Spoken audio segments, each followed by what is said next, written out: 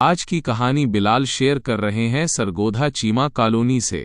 बिलाल कहते हैं कि आज मैं आपके साथ अपनी जिंदगी की एक डरावनी तरीन कहानी शेयर करूंगा। ये करीब 8 साल पुरानी बात है। हम लोगों ने चीमा कॉलोनी की ही एक गली में रेंट पर घर लिया। उससे पहले हम फारूक कॉलोनी में रहते थे, लेकिन वो घर मालिक ने बेच दिया था क्योंकि उनके बेटे की शादी थी। हमारा अपना घर भी चीमा कॉलोनी वाली साइड पर बन रहा था, तो हमारी कोशिश थी कि उसी साइड पर कोई रेंट का घर मिल जाए ताकि अपने घर की तामीर की निगरानी भी आसान हो। हमारे बनने वाले घर से पिछली गली में एक घर खाली हुआ था, जिसे खाली हुए 1.5 महीना हो चुका था। अब्बू ने मुझे पता करने को कहा। मैंने एक डीलर से बात की तो उसने विजिट करवाया। घर बहुत पुराना और बोसीदा हालत में था, दीवारें गंदी थीं और हालत देखकर मैं परेशान हो गया कि ये लेने वाला नहीं है। हमने डीलर से कहा कि सफाई और पेंट करवा दें, लेकिन मालिक ने इनकार कर दिया क्योंकि वो उसे तोड़कर नया बनाना चाहते थे। चूंकि हमें भी थोड़े अरसे के लिए चाहिए था, इसलिए हमने सोचा कि खुद ही सफाई करवा लेंगे। अम्मी ने कहा कि हम सामान खोलेंगे नहीं, बस एक कमरे में रख देंगे और जैसे ही हमारा अपना घर तैयार होगा हम वहां शिफ्ट हो जाएंगे। हमने सफाई करवाई, कुछ जगहों पर खुद पेंट किया और वहां शिफ्ट हो गए। पहली रात का वाकया मई के आखिर और जून के आगाज का वक्त था। शदीद गर्मी थी। हम सहन में चारपाइयां बिछाकर सोते थे। शिफ्टिंग का पहला ही दिन था। मैं अपने दोस्तों के साथ नए बनने वाले घर पर बैठा रहा ताकि इलाके वालों को पता हो कि हम पास ही रहते हैं, क्योंकि पहले वहां से मटेरियल चोरी हो जाता था। रात के करीब 1:45 बजे में अपने दोस्तों से फारिग होकर घर की तरफ चला। गली बिल्कुल सुनसान थी। जैसे ही मैं मुड़ा, मैंने देखा कि हमारे घर के बाहर एक औरत बैठी हुई है। बाहर बल्ब जल रहा था जो मैंने खुद लगाया था। जैसे ही मैं करीब पहुंचा, वो औरत उठकर आगे जाने लगी। मुझे ताज्जुब हुआ कि ये कौन है। जब मैं घर के पास पहुंचा तो देखा कि वहां थोड़ी सी जमीन किसी ने खोदी हुई थी। देखते ही देखते वो औरत गायब हो गई। मैं आगे जाकर देखने लगा कि वो कहां गई और उसने जमीन क्यों खोदी है। मुझे लगा शायद कोई जादू टोना करने आई हो। आगे गली में अंधेरा था। जैसे ही मैं वहां पहुंचा, मुझे एक इंतहाई खौफनाक आवाज सुनाई दी, जैसे कोई मुझ पर हमला करने वाला हो।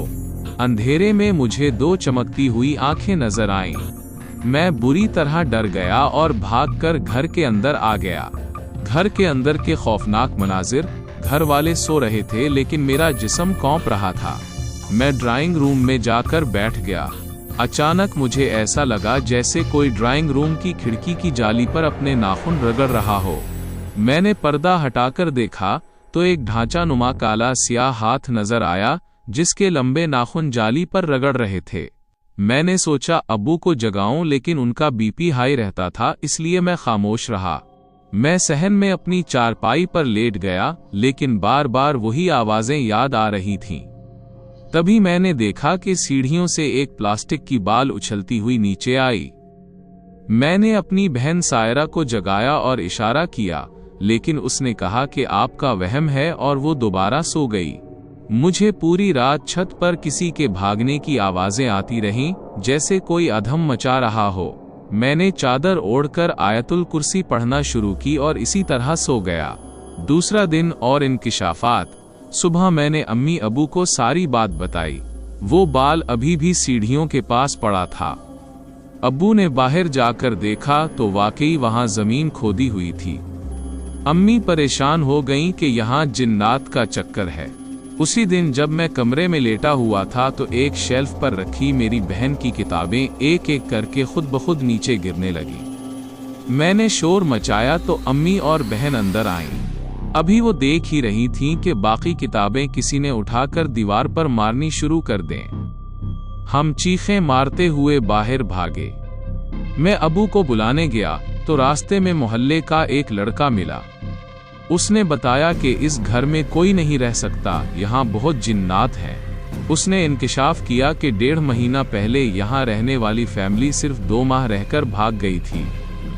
एक बार उनके बच्चे को किसी नजर ना आने वाली चीज ने हुआ में उल्टा लटका दिया था, जिसे एक मोहल्लेदार ने आयतुल कुर्सी पढ़कर छुड़वाया। उस लड़के ने ये भी बताया कि वो औरत अक्सर आधी रात को घर के बाहर खड़ी होती है और करीब आने पर गायब हो जाती है। घर छोड़ना।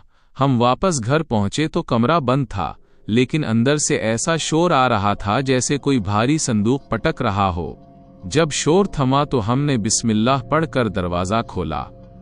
अंदर हमारा बेड एक साइड से बुरी तरह टूटा हुआ था, जैसे किसी ने उसे जोर से तोड़ा हो। अब्बू ने फौरन डीलर को बुलाया और उसे सख्त सुस्त कहा।